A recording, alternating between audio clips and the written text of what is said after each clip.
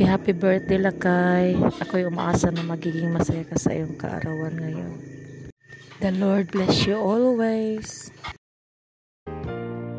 Ikaw yung nagiging mabuting husband, sweet, loving. Salamat sa iyong pag-ibig sa akin. Masaya ako na ikaw yung binigay ng Lord sa akin. It's your birthday, your very special day. You must be happy more than yesterday.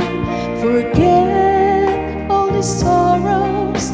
It's time to rejoice today. Hindi ka lang nagiging mabuting husband sa akin, nagiging mabuting father ka sa iyong mga anak.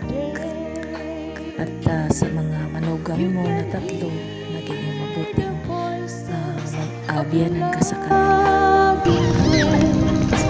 Singing love birthdays. Nagiging mabuting mapagmahal na lolo sa ating nag-isang apo na si Asher. At nagiging mabait na kapatid sa dalawa mong kapatid na babae.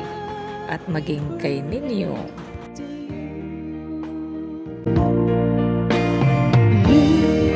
At the sunshine rising up above, shining down the mountains, surrounded by the lakes. Look at the birds flying. Kautaw mo! Kanta-kantahan namin. Ngayon, although You can hear the voices of your loving friends sing. at nagiging mabuting leader ikaw, lalo na sa pag-guide sa mga estudyante sa pagtuturo. Nagiging ehemplo ka sa lahat. Kaya nabuhay ka ng may meaning ang buhay mo. Kaya maraming salamat Lakay.